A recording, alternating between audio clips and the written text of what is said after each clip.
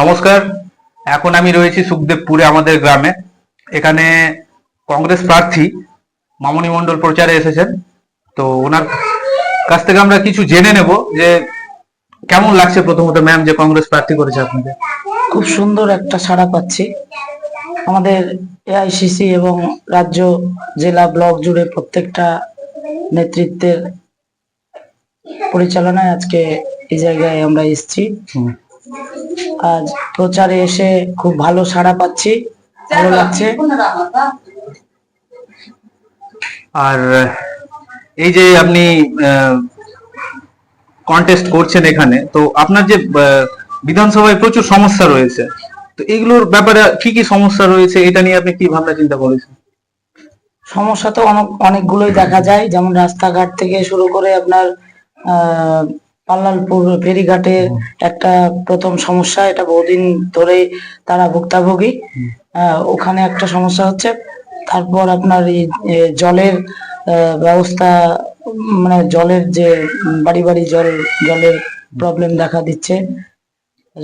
তারপরে স্বাস্থ্য হসপিটাল হচ্ছে না, সঠিক সঠিক পরিচালনা হয় না।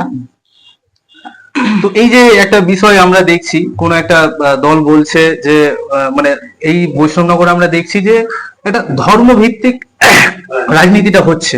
আমি দেখছি, তো এই বিষয়ে আপনার মন্তব্য কি? আমি যতটুকু জানি, আমাদের জাতীয় কংগ্রেস দল ধর্ম বর্ণ নির্বিশেষে সবাইকে নিয়ে পথ চলার চেষ্টা করে। আগামী দিনে আমরাও সেইভাবে পথ চলবো। এইটাই আমাদের নীতি আদর্শ কংগ্রেসের।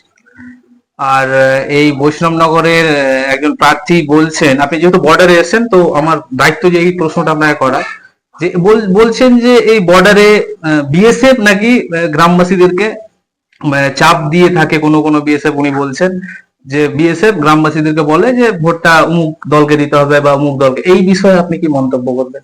বিএসএফ কি বলে কোনো দলকে? না, এটা কোনো দলকে এটা বলতে পারেন না, ওনাদের সেটা আয়ত্তে থাকেন না।